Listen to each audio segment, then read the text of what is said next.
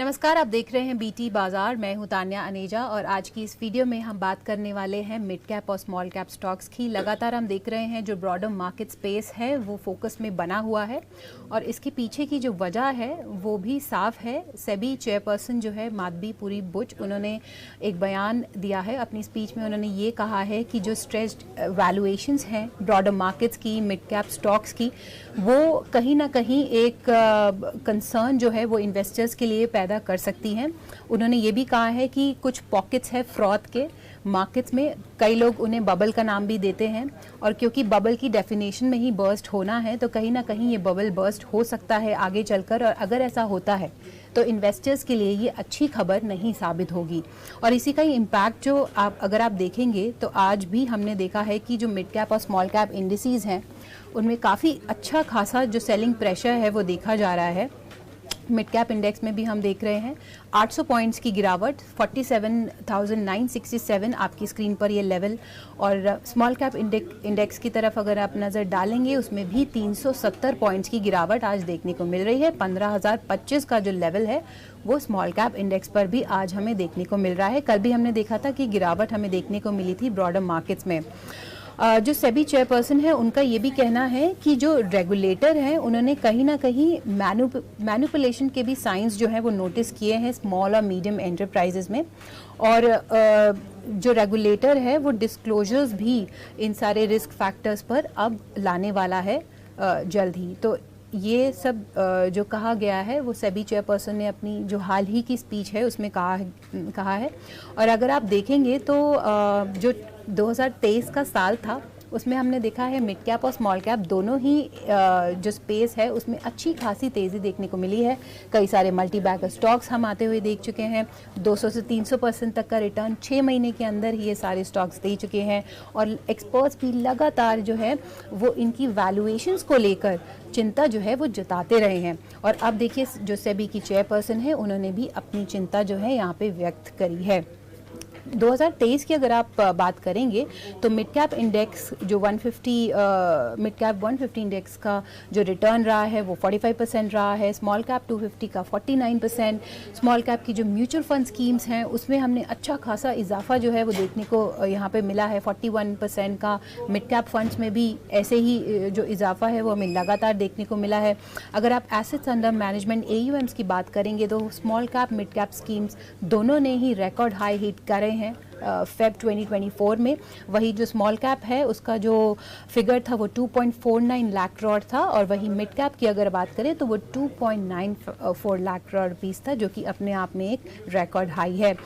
हालांकि जो mutual fund industry body, trade body है AMFI, उन्होंने हाल ही में हमने देखा था स्ट्रेस टेस्ट की भी घोषणा की थी स्मॉल कैप और मिड कैप स्कीम्स के लिए, और फंड हाउसेस को उन्होंने ये बताया था कि आपको जो स्ट्रेस टेस्ट के रिजल्ट्स हैं वो हर 15 दिन में सबमिट करने हैं। और ये भी इसी बात को लेकर हमें बताते हैं कि मिड कैप और स्मॉल कैप में जो वैल्यूएशंस है वो कितनी ज़्यादा स्ट्रेच्ड है, और लगातार जो रेगुलेटर हैं और सेबी है वो कई कदम है जो वो उठा रहा है इन वैल्यूएशंस के चलते। अगर आप मंडे की भी बात करेंगे तो हमने दोनों ही मिड कैप और स्मॉल कैप इंडेक्स में जो गिरावट है वो आती हुई देखी है, और ये स्पीच के बाद का जो इम्पैक्ट है वो हमें देखने को मिल रहा है इन पर्टिकुलर इंडेक्सेस में। तो अभी चलिए एक काम करते हैं, अभी उनकी स्पीच में से वो सुनते हैं जो उन्होंने मिड कैप और स्मॉल कैप बबल के बारे में बताया है। While the desire of the regulator was to be facilitative and to have a listing environment which is not as, I would say, as well regulated as the main board, because small and medium enterprises find it hard to comply with many of those requirements. The objective was appropriate.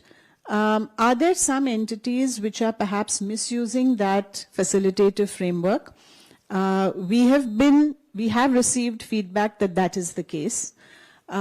The first step we took, as you know, was many of the surveillance measures like ASM, GSM, which earlier were not applicable on the SME board, have been made applicable there. And the principal objective of that is really to try and mitigate the risk of price manipulation.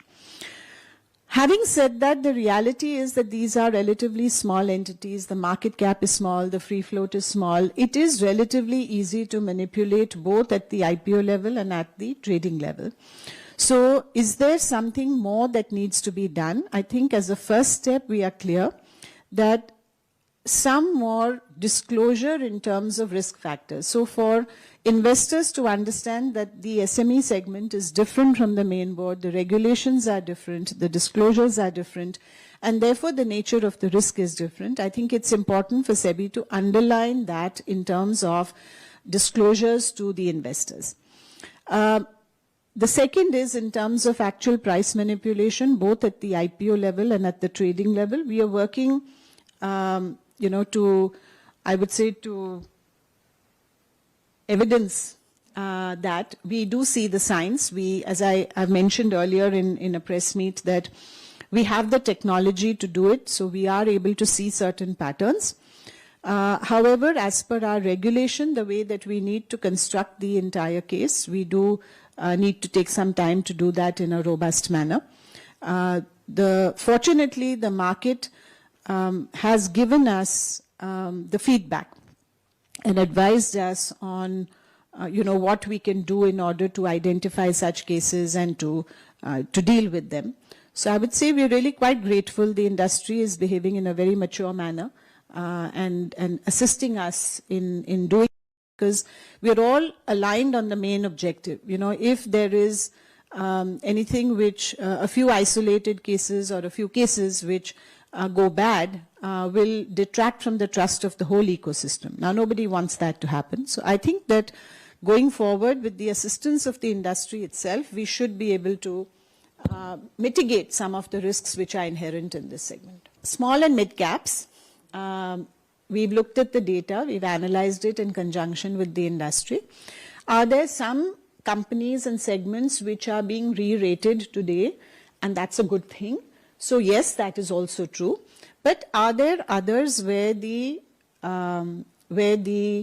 valuation parameters seem to be off the charts and not supported, by fundamentals at all, and completely appearing to be, as regulators like to call it, irrational exuberance? So there are pockets of that. So it's not a one size fits all. There are pockets of re-rating, which is good. There are pockets of froth, which is not good. So that's the job of the fund manager. And today, of course, we met a number of women fund managers in the industry, almost about 200, Navneet? 100 plus? 120. Pleasure it was. So that's the approach that we are taking. And it needs to be a nuanced approach, which we are assuming that the trustees will craft. तो चलिए, ये थी सेबी की chairperson, और हमने ये सुना कि उन्होंने क्या क्या कहा मिड कैप और स्मॉल कैप स्पेस पे, जहाँ पे वैल्यूएशंस फंडामेंटल से मैच नहीं करती, वहाँ पे अब वक्त आ गया है कि इन्वेस्टर्स जो हैं वो सतर्क हो जाएं और अपनी जो सिलेक्शन प्रोसेस है उसे काफ़ी ज़्यादा अच्छी रिसर्च के साथ ही आगे बढ़ें। और देखिए, एक्सपर्ट्स का भी ये मानना है कि अब वक्त आ गया है सिलेक्टिव होने का। अब जो एक वो फेज़ था ईजी और ब्रॉड बेस्ड रिटर्न का, वो फिर से दोबारा आते हुए अब मुश्किल है देखना। तो इसी के साथ इस वीडियो में इतना ही, पर मिड कैप और स्मॉल कैप से जुड़ी हर जानकारी और इनफैक्ट लार्ज कैप स्टॉक से भी जुड़ी हर जानकारी के लिए आपको कहीं नहीं जाना है, क्योंकि तमाम जो मार्केट अपडेट्स हैं वो हम आपको बीटी बाजार पर देते रहेंगे। तो इस वीडियो में इतना ही। नमस्कार।